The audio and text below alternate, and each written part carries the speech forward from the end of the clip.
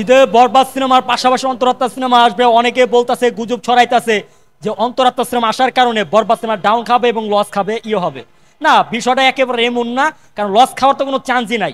টাকা তো উঠে 100 আর মনে করেন ব্লকবাস্টার হয়ে যাবো, কারণ দুটাই আমাদের মেগাস্টার শাকিব খানের সিনেমা।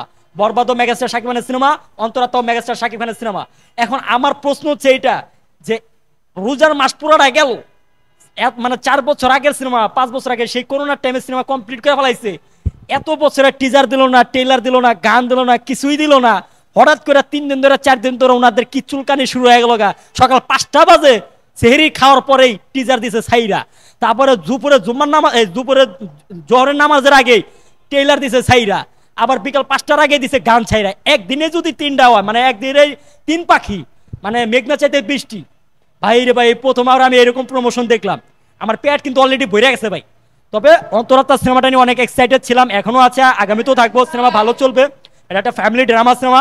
আর আপনি যেটা বললেন যে বরবাদ সিনেমার কারণে, অন্তরাত্মা সিনেমার কারণে বরবাদের উপর প্রভাব পড়বে, এটা একেবারে না। কারণ বরবাদ সিনেমা যারা দেখার জন্য অপেক্ষা করতে, তারা বরবাদ দেখবেই দেখবেই।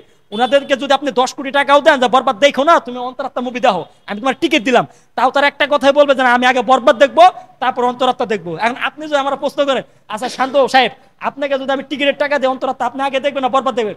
আমি অবশ্যই বলবো আমি আগে বরবাদ দেখবো, তারপর অন্তরাত্মা। কারণ অন্তরাত্মার জন্য আমি 4 বছর অপেক্ষা করতেছি, ওটা দেখতে হলে আর একটু অপেক্ষা করতে হবে। আর বরবাদ সিনেমার জন্য অনলি ফর 4 থেকে 5 মাস আমি অপেক্ষা করতেছি। এই 5 মাসের অপেক্ষা যেন একদম 5 বছরের সমান, তো এটা তো মিস করা যাবে না। ঈদের দিন নামাজটা পড়ে কোনো কথা হবে না, খিচুড়ি মিচুড়ি খাওয়া, মিষ্টি মিষ্টি খাওয়ার পরে আগে খেলা হবে এখানে। চাঁদ রাতের দিন টিকিট কেন যাবো, যাতে সবার আগে মনে যায় বইতে পারি, বুঝেন নাই? কারণ পণ্ডিত মানুষ তো বুঝে নিতে, রক্ত গরম। সাকিব খানের সিনেমা না দেখলে আবার চলে চলে না। আর যে ভায়োলেন্স গুলা দেখছেন, এই যে লেভেলে ভায়োলেন্স দিচ্ছে, একেবারে সাইলেন্স করে দিচ্ছে একদম সবাই। পুরো ফিল্ম ইন্ডাস্ট্রি, মিডিয়ার যত হিরো হিরোইন আছে সবাই একদম সাইলেন্ট করে দিছে এক টিজারে। সো অন্তরাত্মা অন্তরাত্মার মতো চলবে, বরবাদ বরবাদের মতো চলবে।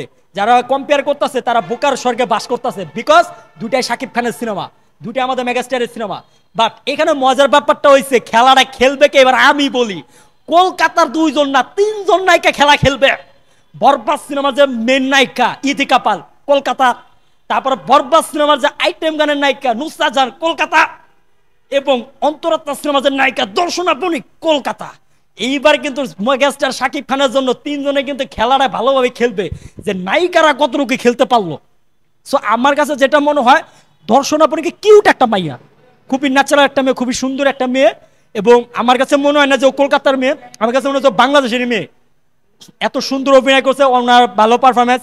দর্শনা বণিকের এর আগে আমি বাংলাদেশে মনে হয় একটা মুভি দেখছিলাম এবং একটা নাটক দেখছিলাম। মুভিটা হয়তো বা ছিল হচ্ছে রোশন ভাইয়ের সাথে, সেটা হচ্ছে আপনার অপারেশন সুন্দরবন। সো তারপর হচ্ছে অন্তরাত্মা, অন্তরাত্মা আগে করছে, তারপর হচ্ছে অপারেশন সুন্দরবন করছে। তো এবার খেলাটা খেলবো 3 নায়িকা, নুসরাত জাহান, তারপর হচ্ছে ইদিকা পাল, তারপর হচ্ছে দর্শনা বণিক। ওনাদের 3জনের মধ্যে দেখেন যে কি পরিমাণ একটা ঝামেলা বাঁচবো, বুঝেন না? ব্যাপারটা অন্যরকম। এবার কলকাতা মনে করেন যে শাকিব খানের জন্য কলকাতার যে নায়িকারা, ওনারা বিশ্ববাজারে মনে করেন নাম উঠাইবো, একমাত্র মেগাস্টার শাকিব খানের জন্য।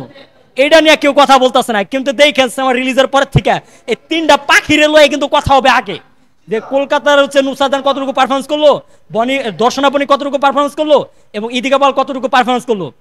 এছাড়াও কলকাতার আরো 3 থেকে 4জন মডেলকে দেখা যাবে বরবাদ সিনেমায় শাকিব খানের এক্স গার্লফ্রেন্ড হিসাবে। এটা কিন্তু কেউ জানে না, আমি আগে লিক করে দিলাম, সিনেমাটা দেখলে বোঝা যাবে। সো অন্তরাত্মা অন্তরাত্মার মতো চলবে, বরবাদ বরবাদের মতো চলবে। যারা শাকিবিয়ান ভাই ব্রাদার আছেন তাদের কাছে একটাই রিকোয়েস্ট, দুটা সিনেমার সাথে কম্পেয়ার করবেন না, বিকজ দুটাই কিন্তু আমাদের মেগাস্টার সিনেমা, শাকিব খানের সিনেমা। তো আমাদের দুটাকেই দেখতে হবে, এবং এই দুটা সিনেমা দেখার পরে বাংলাদেশের যতগুলো সিনেমা আবার আদার যে সিনেমাগুলো রিলিজ হবে, সেই সিনেমাগুলোর পাশে আমরা থাকবো। কারণ আমরা শাকিবিয়ানরাই পারি বাংলাদেশের সিনেমাকে আরো এগিয়ে নিয়ে যেতে এবং সিনেমা হলকে বাঁচাতে। আমরা চাই সিনেমা হল বেঁচে থাকুক, সিনেমা হল বেঁচে থাকলে আমরা হলে আসতে পারবো, আর আমরা হলে আসতে পরেই সিনেমা হলের মালিকরা বেঁচে থাকবে। বরবাদ সিনেমার সাথে যারা অন্তরাত্মা সিনেমা কম্পেয়ার করছে বা হচ্ছে এই দুটাকে তুলনা করে ক্ষতি হবে, একটা চলবে আর একটা চলবে না, বরবাদ চলবে অন্তরাত্মা চলবে, অন্তরাত্মা চলবে বরবাদ চলবে না, এরকম গুজব ছড়াচ্ছে বা হচ্ছে তুলনামূলক মানে পোস্ট করছে বা তুলনামূলক কথা বলছে, তাদেরকে উদ্দেশ্যে একটা কথা বলছে, আপনারা বোকার স্বর্গে বসবাস করতেছেন। বিকজ দুটাই কিন্তু আমাদের মেগাস্টার শাকিব খানের সিনেমা, দুটা সিনেমায় চলবে, দুটা সিনেমায় শাকিবিয়ানরা দেখবে এবং আমিও দেখবো।